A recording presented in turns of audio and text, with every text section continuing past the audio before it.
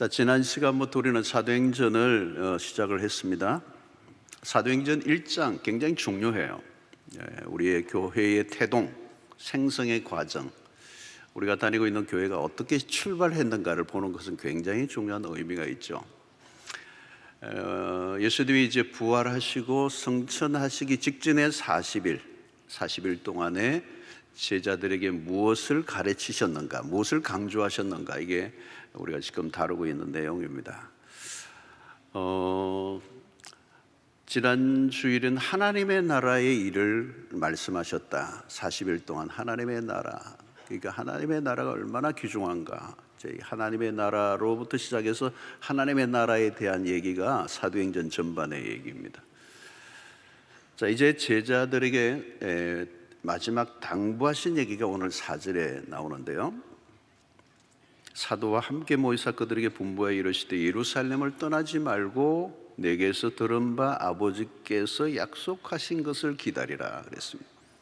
두 동사가 나오죠. 하나는 떠나지 말고, 또 하나는 약속하신 것을 기다리라 그랬습니다. 약속하신 것을 기다리라. 자, 이 떠나지 말라는 말과 기다리라는 말은 이게 연결되어 있습니다. 예루살렘을 떠나지 말라고 하는 이유가 약속하신 것을 기다리기 위해서죠. 약속하신 것을 기다리라. 그래서 예루살렘에 머물러 있으라라고 얘기하고 있습니다. 자, 예수님은 이제 떠나시기 직전이고 약속하신 성령을 말씀하시는데 누가복음 마지막에도 또 비슷한 말씀을 하셨습니다. 누가복음 24장 49절에 우리가 볼지도 내가 내 아버지께서 약속하신 것을 너희에게 보내리니 너희는 위로부터 능력으로 입혀질 때까지 이 성에 머물라 하시니라 그랬어요.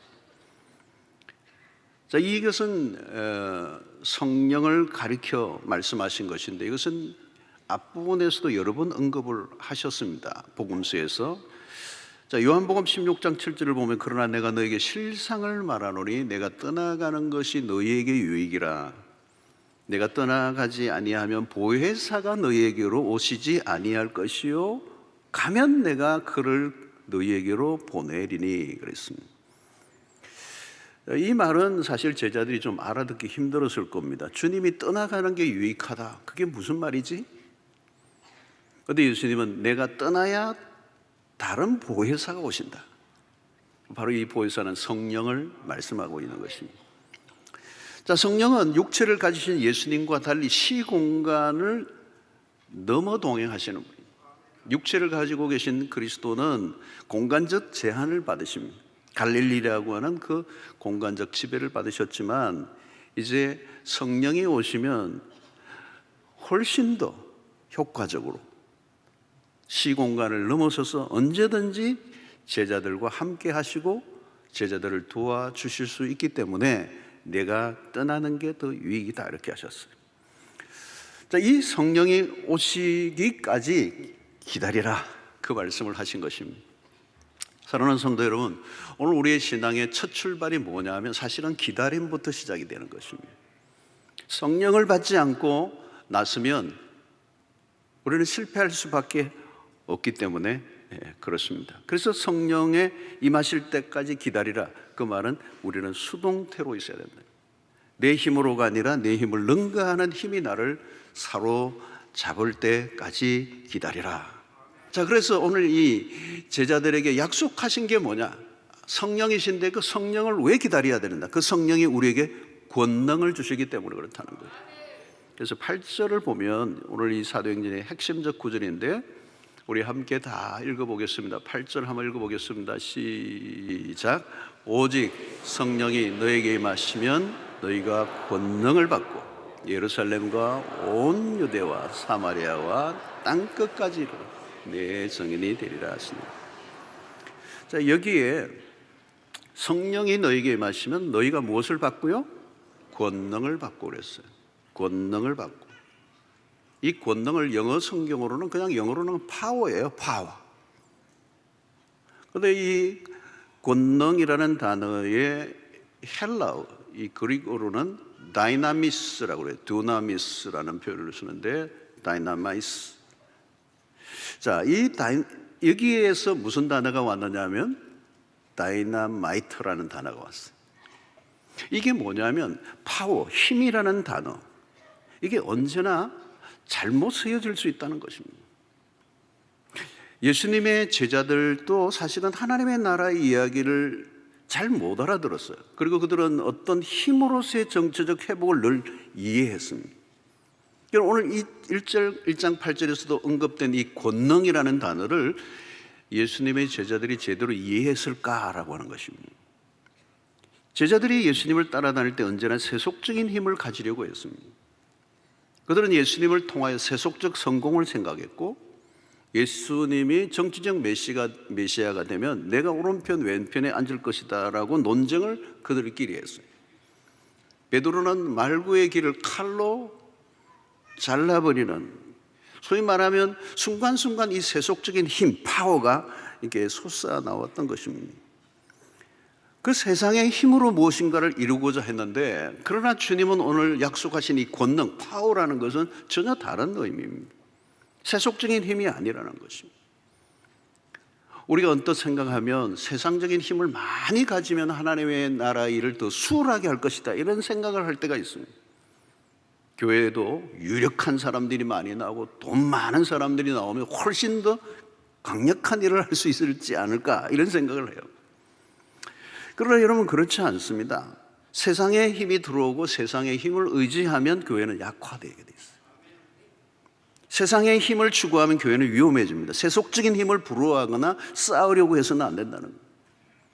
교회의 규모가 커지고 돈이 많아지면 그만큼 유혹이 많아집니다. 세상적인 자랑들이 교회 안에 들어오면 안 되는 것입니다. 돈은 아무리 우리가 자랑을 해도 세상이 훨씬 더 많이 가지고 있어요. 교회는 세상의 힘이 필요하지 않습니다. 돈이나 권력이 있으면 더 하나님을 잘 섬길 수 있을 것이라고 생각하는데 그것은 오해입니다. 여러분, 오늘 이 바울을 보면요, 건강한 몸으로 육체의 연약함이 없이 마음껏 주님을 위해서 섬기고 싶었는데 아무리 기도해도 하나님 그 응답하지 않아요. 그리고 뭐라고 그러죠? 내가 약할 때 곧 강함이라. 이게 패러독스죠. 우리에게 필요한 것은 땅의 능력이 아니라 하늘의 능력이에요. 이 파워라고 하는 권능이 임하시면이라는 이 권능은 세속적 의미에서 권능과 전혀 다른 것입니다. 위로부터의 능력. 자, 이 능력이 왜 강조되는가? 오늘 키워드는 능력이에요. 오늘 설교의 키워드는 능력이에요. 이 능력이 왜 강조되는가? 하늘의 능력, 땅의 능력이 아니고 세상의 파워가 아니라는 거예요. 세상의 힘을 동원해서 하나님의 뜻을 이룰 수는 없어요. 오히려 세상의 힘은 하나님의 뜻을 이루는데 방해가 될 때가 더 많아요. 이게 이 능력이 왜 권능이 임하시면이라는 이 권능이 강조되었느냐는 그게 오늘 설교의 핵심입니다. 이 권능을 주신 이유는 오늘 이 1장 8절에 답이 나와 있죠. 권능이 임하시면 온 유대 예루살렘과 온 유대와 사마리아와 땅끝까지 이르러 내 증인이 되리라. 이 증인의 역할을 위해서 필요하다. 자, 그러면 증인에게 필요한 것은 뭘까요? 증언을 하려고 하면, 증인이 되려고 하면 부활의 목격자로서의 확신이 있어야 돼요. 내가 확신을 가지고 있지 않으면 전할 수가 없잖아요. 간접적으로 들은 것으로는 증언하기가 어려워요. 내가 봤어야 돼. 이 부활의 증인이 되려고 하면 풍문으로 들어서 이건 안 되는 거예요. 카드라 통신 이것도 안 돼. 어떤 사람을 통해서 들은 말로 내가 증인이 되기 어렵다는 거죠. 직접 목격을 해야 돼요. 그런데 우리는 예수의 부활을 직접 목격한 사람들이 아닙니다. 2000년 전 일입니다. 그런데 어떻게 부활의 증인이 될 수 있을까? 데살로니가전서 1장 5절을 보면 이는 우리 복음이 너희에게 말로만 이런 것이 아니라 또한 능력과 성령과 큰 확신으로 된 것임이라. 우리가 너희 가운데서 너희를 위하여 어떤 사람이 된 것은 너희가 아는 바와 같으니라 그랬어요. 성령의 능력이 확신을 가지게 해준다는 거죠. 부활에 대한 이야기를 책으로만 접한 것으로는 알 수가 없어요. 신학을 했다고 부활의 확신을 가질 수는 없습니다. 성령이 임하심으로 권능을 받아야 되는데 그 성령께서 우리에게 은혜를 주셨다는 거예요. 은혜를 받았다는 말은 능력을 받았다는 말로도 바꿀 수가 있어요. 하나님의 말씀을 통하여 우리가 은혜를 받습니다. 그 은혜는 말씀의 능력을 경험하는 것입니다. 말씀이 우리 안에 능력으로 역사할 때 내가 믿고 확신하게 된 거예요. 내가 믿은 게 아니라 성령의 능력이 임하심으로. 그러니까 우리가 누군가를 전도할 때도 마찬가지. 내가 전한 그냥 말을 잘해서 예수를 믿게 된 게 아니고 내가 전한 하나님의 말씀이 그 사람의 영혼에 들어가서 능력으로 역사를 한 것입니다. 여러분, 내가 직접 경험한 것과 또 경험한 것을 한 사람의 이야기를 듣고 전달하는 것은 큰 차이가 있죠. 그런데 오늘 우리는 성령의 권능이 임하심으로 예수의 부활에 대한 확신을 갖게 되고 부활의 증인이 되게 된 것입니다. 성령은 여러분 예수의 영이요, 성령 충만은 예수 충만이요, 예수 충만하면 예수의 증인이 될 수밖에 없는 것입니다. 눈으로 보았다고 믿는 거 아닙니다, 여러분. 성령이 주신 믿음이 확신을 가지게 하는 것이죠. 그래서 요한복음 20장 29절에 보니까 예수께서 이르시되 너는 나를 본고로 믿느냐? 보지 못하고 믿는 자들은 복되도다 하시니라. 성령의 권능이 임하면 비로소 증인이 되는 것입니다. 자, 두 번째 중요한 것은 증인의 삶을 위해서 권능이 필요해요. 여러분, 증인이 된다는 것은 쉬운 일이 아니에요. 왜? 전도를 해보면 강팍한 영혼들이 있어요. 전혀 복음을 받아들이지 않는 사람들이 있어요. 전도하면 강한 저항에 부딪혀요. 여러분, 가족들, 이 명절에도 가족들 만나서 안 믿는 가족에게 전도를 딱 하려고 하는 순간 인상이 확 바뀌어버려요. 그런 말 하려고 왔나 뭐 이러면서 분위기 안 좋아요. 적대하는 분위기가 일어나요. 여러분, 우리가 아무리 말을 잘해도 세상에 나가서 전도하려고 하면 우리보다 말 더 잘하는 사람이 수두룩해요. 우리가 머리가 좋아도 세상에 가면 머리 좋은 사람들이 많아요.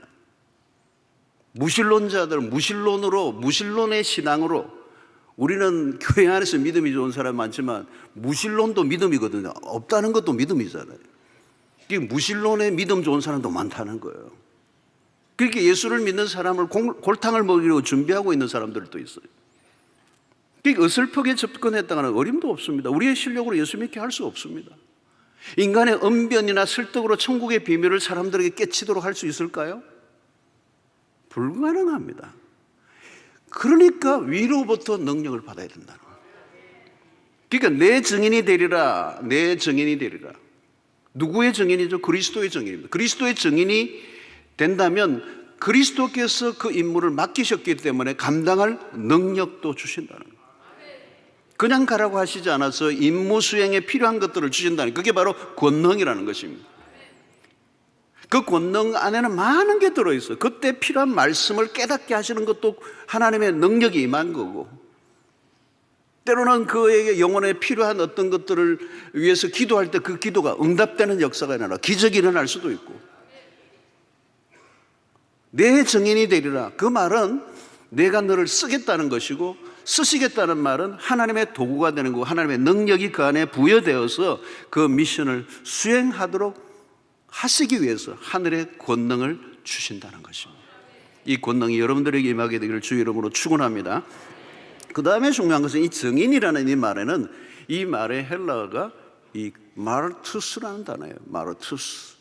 이 영어로 이 마르투스가에서 뭐가 왔느냐, 마터라는 단어가 나왔어요. 그게 순교자라는 단어예요. 초대교회 당시 실제로 복음을 전하던 사람들은 순교를 각오해야 했습니다. 1세기에 기독교는 믿는 사람이 없었어요.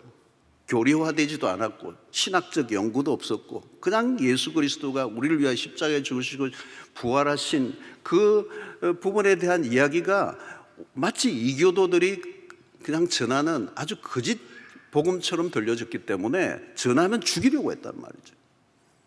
그러니까 많은 사람들이 복음을 전하면 죽었어요. 그래서 이 마르투스, 순교자가 되는 거예요. 우리 한국의 기독교 안에도 기독교에 이 복음이 들어오는 데로 어마어마한 순교자들이 있었어요. 예수를 전하는 순간 핍박을 당하고 고문을 당하고 투옥을 당하고 생명이 빼앗기는. 그래서 교부인 터툴리안은 순교자의 피가 교회의 씨앗이다 그랬어요. 이미 기독교가 2세기 이전에 상상할 수 없는 순교자들이 일어났어요. 예수의 복음을 전하다, 부활의 복음을 전하다. 사랑하는 성도 여러분, 증인이 된다는 말은 굉장히 적극적인 단어예요. 어떤 상황이 닥쳐도 예수를 증거하는 일을 회피할 수 없게 됐다는 거예요. 그러니까 우리 한국의 공산당들이 내려왔을 때 예수 믿을래? 부인할래? 믿는다 하면 총이 쏘아지는 상황 속에서 믿는 사람은, 이 복음을 가지고 있는 사람은 내가 안 믿는다고 말을 할 수가 없는 거예요. 생명이 빼앗겨도 안 믿는다고 말할 수 없는 거예요. 그리고 이 상황이 어려워도 예수를 증거하는 일을 피할 수 없게 되는 것이 증인의 본능이라는 거죠. 성령의 능력이 임하시면 내 안에 있는 그 복음이 발화가 돼요. 그 어떤 경우에도 방해가 있어도 막을 수 없는 역사가 일어나는 것입니다. 사랑하는 성도 여러분, 오늘 우리에게까지 복음이 여기까지 왔어요. 얼마나 많은 방해와 저항이 있었겠습니까? 예수를 전하다가 죽은 사람이 한둘이 계셨습니다. 지금도 한국의 곳곳에, 한국만 해도 곳곳에, 호남 지역에도 보면 순교자들의 그 스토리들이 아주 한국 땅에 가득해요. 예수를 전하다가.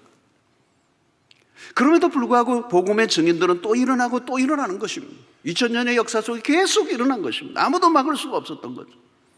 성령이 임하시면 어떻게 해요? 오늘 보니까 온 유대와 예루살렘과 온 유대와 사마리아와 땅끝까지, 이게 뭐죠? 계속 복음은 땅끝까지 흘러가는 힘이 있다는 거예요. 그게 권능이에요. 권능이 임하면 예수를 위해 죽을 용기가 일어나는 겁니다. 예수를 위해 살고 예수를 위해 죽을 힘이 우리에게서 나오는 것이 아니라 성령의 능력으로부터 주어지는 것입니다. 증인은 순교자의 자신의 생명을 내어놓으면서 복음의 증인의 사명을 감당했습니다. 그 덕으로 오늘 우리가 복음을 듣고 구원의 은혜를 누리고 있는 줄로 믿습니다. 성령의 능력이 임하면 누구나 그렇게 살 수가 있습니다. 순교자 그분이 위대한 게 아니라 그분을 그렇게 죽도록 만든, 죽어도 생명을 붙들고 부활의 복음을 증거할 수 있는 능력이 위로부터 주어졌기 때문에 그게 가능한 것입니다. 이 은혜가 있게 되기를 축원합니다. 그러므로 신약의 교회는 증인 공동체예요. 세상으로 보냄을 받은 공동체랍니다. 요한복음 17장 18절 보십시오. 아버지께서 나를 세상에 보내신 것 같이 나도 그들을 세상에 보내었고, 예수님이 세상에 보냄을 받은 것 같이 나도 너희를 세상에 보낸다.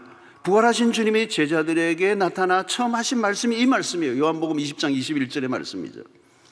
예수께서도 이르시되 너희에게 평강이 있을지어다. 아버지께서 나를 보내신 것 같이 나도 너희를 보내노라 그랬어요. 교회에 주어진 사명입니다. 사도행전의 핵심이에요. 신약의 교회에게 주어진 거부할 수 없는 사명이 이 하늘의 비밀을 알리라는 거죠. 여러분, 한국에 와서 복음을 전한 선교사들을 조선 땅에 누가 그들을 초청한 사람이 있습니까? 아무도 복음을 듣고자 요청하지 않았습니다. 오히려 올 때 거부하고 핍박했습니다. 1886년에 대동강변에 왔던 토마스 선교사는 오자마자 죽었어요. 아무도 복음을 스스로 원하는 자들이 없습니다. 그렇다고 전하는 사람들이, 증인이 가만히 있는다면, 초청하는 데만, 원하는 데만 가서 복음을 전한다면 어디가 원하는 데가 있겠습니까? 아무도 원하는 데가 없습니다. 선교사들은 자발적 증인이 된 것입니다. 그들은 초청하지 않고 오히려 박해하고 핍박하는 곳에 들어가 복음을 전했습니다. 그래서 오늘 우리가 그 복음을 듣게 된 거예요. 여러분, 증인은 복잡하게 생각할 필요 없어요. 증언하기만 하면 되는 거예요. 우리는 지금도 마찬가지로 여러분 복음을 담백하게 알려주면 됩니다. 예수님은 당신을 사랑하십니다. 예수님은 당신의 죄를 위하여 십자가에 죽으셨습니다. 예수 그리스도를 믿고 죄의 용서함 받고 구원을 얻으십시오. 여러분, 신기한 것은 복음을 경험한 사람은 복음을 발설하고 싶은 내적 충동이 일어나요.